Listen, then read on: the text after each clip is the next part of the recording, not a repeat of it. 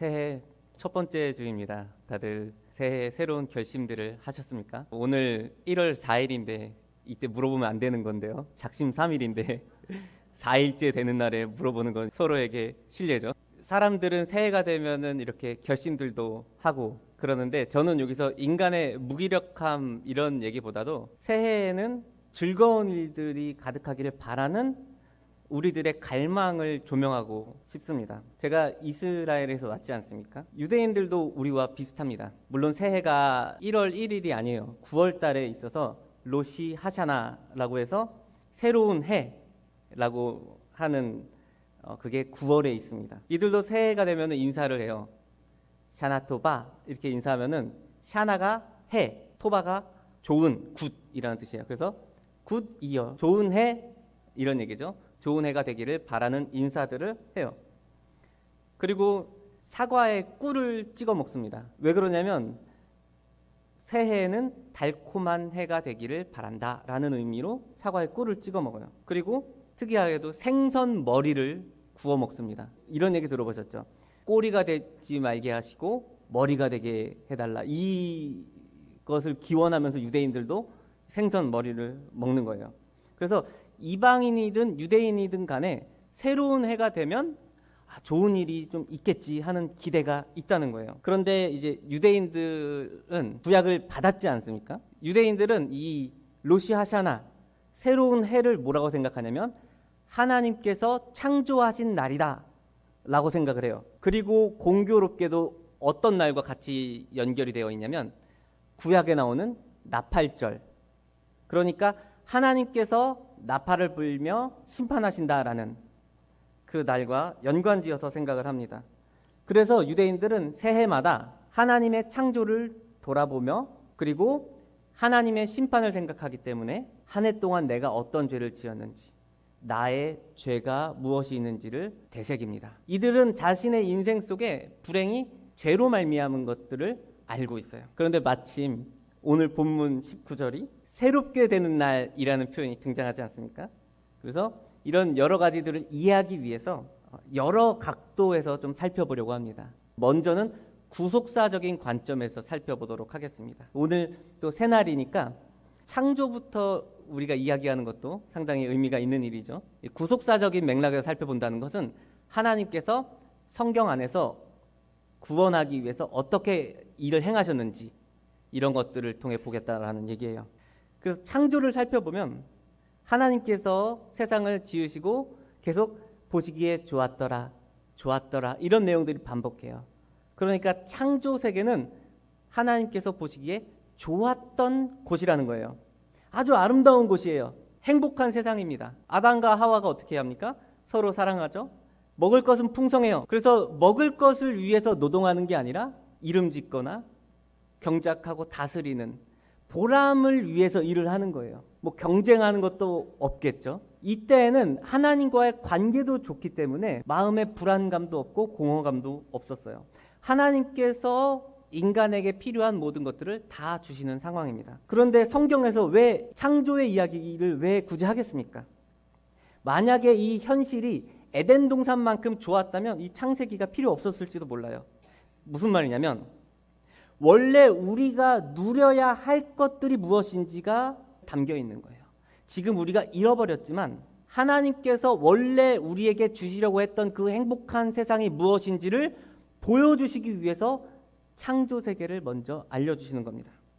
그래서 우리의 갈망은 에덴 동산의 그림자를 바라보고 있는 것이라고 해도 과언이 아니에요. 그런데 이것을 우리가 죄 때문에 잃어버렸잖아요. 그래서 만약에 우리가 지금 에덴에 있다고 하더라도 죄 때문에 모든 것을 누리지 못했을 거라는 거예요.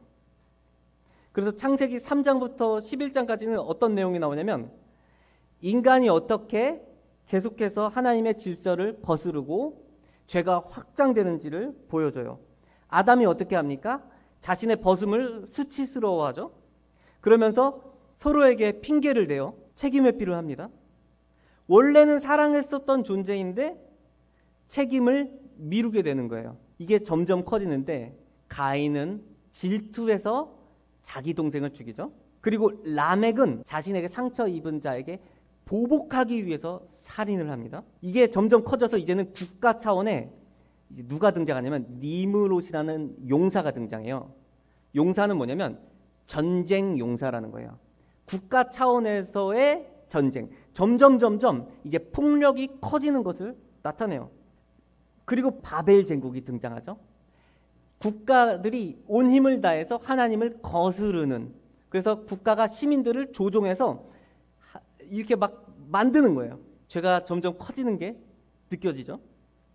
사실 이게 오늘날과 또 다를 바가 없는 내용이긴 합니다.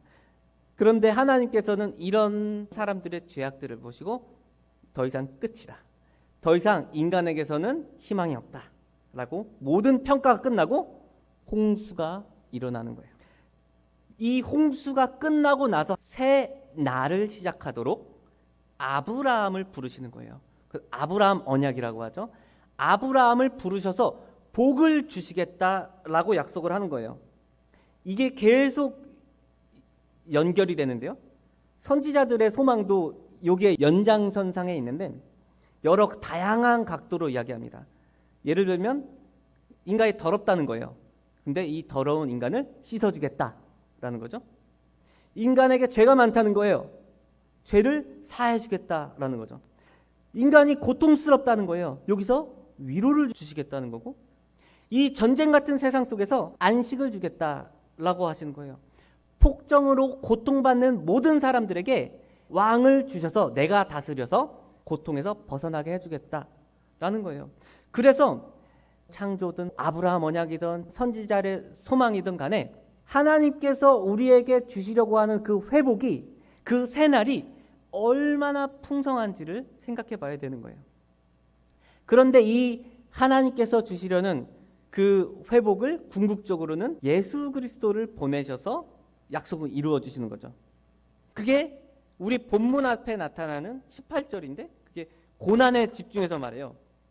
뭐라고 하냐면, 그러나 하나님이 모든 선지자의 입을 통하여 자기의 그리스도께서 고난받으실 일을 미리 알게 하신 것을 이와 같이 이루셨느니라, 이렇게 얘기하는 거예요.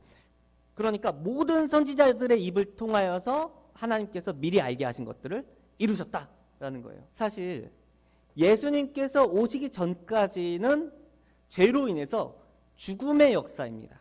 그런데 예수님께서 이 죽음의 권세를 이기신 거예요. 정복하신 거예요. 그래서 십자가에 달리시고 죽으셔서 부활하셨을 때 사망 권세를 이기셨다라고 하죠. 그러니까 죽음에서 살아나는 것, 새 생명으로서의 역사가 시작된 겁니다. 그래서 구속사적 관점에서 예수님을 통해서 새날이 이렇게 시작이 된 거예요. 그래서 이렇게 옛 창조의 시대에서 새 창조의 시대로 넘어오게 된 겁니다. 그런데 뭐 새날이 시작됐다고는 해요. 근데 이게 그냥 예수님께서 오셔서 죽으셔서 올라가셨잖아요. 이 무슨, 우리와 무슨 상관인가? 세상에 실제로 어떤 일이 벌어졌는가? 라는 질문이 있을 수밖에 없죠. 이 새 날이 시작되었다라는 게 좀 현실과 동떨어져 보일 수 있습니다. 그래서 오늘의 본문에 가까운 좀 사도행전적 맥락에서 살펴보면 이게 어떻게 일어나는지를 볼 수 있는 거예요. 사도행전적 맥락에서 새 날이 어떻게 현실 속으로 드러나는지 살펴보도록 하겠습니다. 오늘 본문에서는 베드로의 선언이 이제 회개하고 돌이켜라, 그러면 새 날이 주 앞으로 이를 것이다 라고 하잖아요. 이것이 사실은 오순절, 사도행전 2장부터 시작되었다고 볼 수 있어요. 하나님께서 주시는 그 회복, 이 날을 어떤 사람들은 종교적 체험이라고 이야기하기도 하고, 내면의 감정 변화, 뭐 추상적인 영적인 체험, 이런 것들로 생각할 수도 있습니다. 하지만 사도행전은 계속해서 이 새날이 현실 속으로 아주 구체적으로 들어왔다라고 이야기를 하는 거예요. 그래서 오순절에 성령이 오시잖아요. 그리고 나서 계속 모이기를 힘쓰고 가르치고 떡을 떼고 교제하고 기도해요. 서로 물건을 통용하고 가난한 자가 없어요. 정말 특별한 일이 벌어진 거예요. 유대인들이 현재에도 새해에 계속 많은 것들을 갈망하지만 그때의 유대인들의 소망도 다를 바가 없었어요. 그때 당시에서 갈망했었던 유대인들의 꿈의 모습이 이 초대교회 공동체에 나타난 거예요. 그래서 어떤 사람들은 이제 뭐 가난한 자가 없었다라고 얘기하니까 교회가 뭐 복지센터가 되어야 되는 거냐 뭐 이렇게 생각할 수도 있지만, 뭐 성전 미문에 앉은 뱅이에게 근과 은은 내게 없다, 하지만 내게 있는 이것을 내게 주노니 그리스도의 이름으로 일어나 걸으라, 이렇게 얘기하잖아요. 그러니까 지금 중요한 것은 예수 그리스도의 이름으로 어떤 일이 벌어졌다는 거예요. 구체적으로 어떤 일이 벌어졌다는 거예요. 사실 앉은뱅이의 기적은 교회의 탄생하고 같은 이야기입니다. 새 날이 왔을 때 어떤 일이 구체적으로 발생하는데, 어떤 각도에서 보면 교회가 탄생하는 것이고, 한 사람으로서 조명해서 봤을 때에는 앉은뱅이가 일어나는 기적, 이런 것들이 벌어지는 거예요. 심지어 앉은뱅이가 일어나서 이 사람이 어떻게 돼요? 또 뭐가 됩니까? 교회가 되는 거죠. 정리하면은 예수 안에서 시작된 새 날은 성령 강림을 통해서 교회와 그리고 사람의 회복으로서 구체적으로 적용된 거예요. 그런데 이런 사건을 보고 사람들이 이제 도대체 무슨 일이냐 이러고 있는 거예요. 유대인들이 도대체 지금 어떤 일이 벌어진 거냐라고 놀라고 있을 때 베드로가 바로 이렇게 이야기하는 거예요. 그러므로 너희가 회개하고 돌이켜 죄 없이 함을 받으라. 이같이 하면 새롭게 되는 날이 주 앞으로 이를 것이다 라고 얘기를 하는 거예요. 그때 유대인들이 베드로의 요청을 받았잖아요. 또 이 사람들이 어떻게 되냐면 교회가 돼요. 이 사람들이 뭐 하냐면 또 모이기를 힘쓰고 떡을 떼며 물건을 통용하고 가난한 자가 없었어요. 그리고 주변 사람들에게 칭송받는 존재들이 됩니다. 그러니까 지금까지 없었던, 역사 속에 없었던 완전히 새로운 형태의 공동체가 이 새 날을 통해서 탄생하게 된 거예요. 지금까지 좀 배경을 아주 길게 살펴봤죠. 그래서 좀 당황하실 수 있지만 지금 본문을 이제 살펴보려고 해요. 짧게 살펴볼 겁니다. 19절이 뭐라고 말하는지 우리 다 같이 한번 읽어보겠습니다. 시작. 그러므로 너희가 회개하고 돌이켜 너희 죄 없이 함을 받으라. 이같이 하면 새롭게 되는 날이 주 앞으로부터 이를 것이요. 자, 이 말씀은 그때 당시에 유대인들에게만 주어진 말씀이 아니에요. 초대교회에만 주어진 말씀이 아닙니다. 오늘 이 자리에 있는 우리 모두에게 주어진 말씀이에요. 오늘 본문에서는 단순히 회개하고 돌이키라 라고 간단히 표현되어 있지만 2장에서는 뭐라고 나오냐면 또 평행 본문이 있어요. 뭐라고 말하냐면 회개하고 예수 그리스도의 이름으로 세례를 받으라, 이렇게 얘기를 해요. 물론 이제 세례가 나오고 하지만 다 같은 말이에요. 너희들이 돌이켜서 이 새 날 안으로 들어와라 라는 초청입니다. 그래서 우리가 여기에 응답하라는 거예요. 그래서 우리가 회개하고 돌이켜야 되는데, 우리가 회개하라고 그러면은 내가 거짓말을 했나, 아니면 화를 냈나, 뭐 잘못을 했나, 이렇게 개별적인 죄목들만 생각할 수 있지만, 여기서 말하는 회개는 단지 이런 몇 가지 죄목들을 이야기하는 게 아니라 나의 기준을 내려놓고 하나님께로 방향을 전환하라는 얘기예요. 돌이키라라는 말입니다. 물론 이 여기서 말하는 회심이 이제 일생에 한 번 있는 세례, 회심을 이야기하는 것이긴 해요.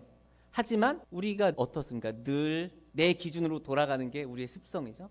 그래서 계속해서 돌이키려는 태도를 우리는 가져야 되는 것입니다. 그러면 만약에 우리가 회개하고 돌이켰을 때 어떤 일이 벌어지냐는 거예요.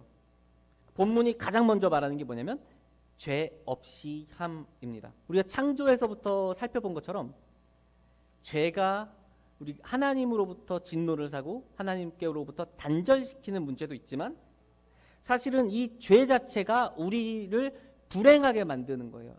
에덴에 만약에 우리가 있다 하더라도 우리 같은 죄인들이 있으면 거기는 다시 지옥이 되는 거죠. 이것이 해결된다라는 거예요. 그런데 사실 제가 새롭게 되는 날이라는 얘기들을 계속 새 날과 같이 연결시켜서 계속 이야기를 했지만, 원어로만 살펴보면 사실은 무슨 뜻이냐면 재충전, 회복이라는 뜻이에요. 안식의 때, 하나님의 카이로스, 이런 얘기거든요. 근데 이것들이 다 동일한 뜻입니다. 그래서 우리가 회개하고 돌이켰을 때 얻는 것은 이런 재충전, 안식, 그리고 새롭게 됨을 누리게 된다는 거죠. 이렇게 회복을 누릴 때 어떤 일이 벌어지는지는 우리가 사도행전의 맥락에서 살펴봤어요. 그래서 이 얘기를 또 병행본문 제가 얘기했잖아요.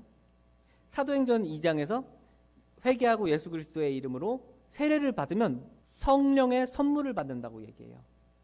사실 성령의 선물을 받는다도 결국에는 동일한 얘기입니다. 뭐예요? 교회가 낸다는 얘기예요. 교회가. 성령의 선물로 탄생하는 건 교회입니다. 교회가 한 몸 되고 사랑으로 연합되면서 또 교회가 성령의 개별적인 은사들을 행하는 것이 되는 거죠. 그런데 이것이 원래는 미래에 있을, 하나님께서 심판하시고 나서 있을 일이었는데 예수님을 통해서 미래에 있을 것이 앞당겨져서 지금 현재에 침투한 거예요.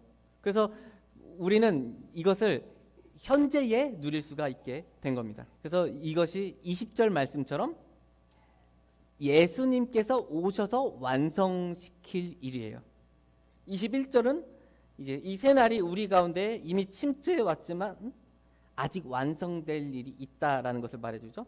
만유를 회복하실 때까지 예수 그리스도는 하늘에 계시고 성령을 통해서 다스리시지만 이 회복이 언젠가는 완성될 거라는 우리가 소망을 갖고 있는 거예요. 그래서 현재에도 우리가 교회를 통해서 하나님을 누리며 완성될 그 날은 더 풍성할 것이다라는 거죠. 그러니까 사실 현재에 누려야만 되는 거예요. 현재에 우리가 누리지 못하면 이게 완성됐을 때 누리지도 못했던 게 완성돼서 뭐 할 거예요? 그렇다면 동양교회에도 새날이 잘 작동하고 있을까요? 네, 저는 그렇게 생각합니다. 하지만 모든 교회들은 점검을 해야 되는 거예요. 정말 한 사람 한 사람들이 회개하고 돌이켰는지, 그러니까 하나님의 말씀을 붙들고 있는지를 살펴봐야 되는 겁니다. 예수님께서 나의 주인이시라는 것을 인정하고 있는지를 봐야 된다는 거예요. 만약에 여전히 예배나 모임이나 섬김보다 나의 편안함, 나의 스케줄 이런 것들을 우선순위로 한다면 입으로는 예수님은 주인이십니다 라고 하지만 실제로는 내 인생의 주인은 납니다 라고 믿고 있는 것일 수도 있습니다. 또 오늘날 교회에 가난한 자라는 건 이제 꼭 경제적인 것뿐만 아니라 교회 안에서 소외된 사람, 말없이 왔다가 나가는 사람, 이런 사람들이 우리의 한 몸, 교회라고 믿는다면, 예수 그리스도의 몸이라고 믿는다면 우리가 그 지체의 아픔들을 나와 상관없는 일이라고 생각할 수가 없겠죠.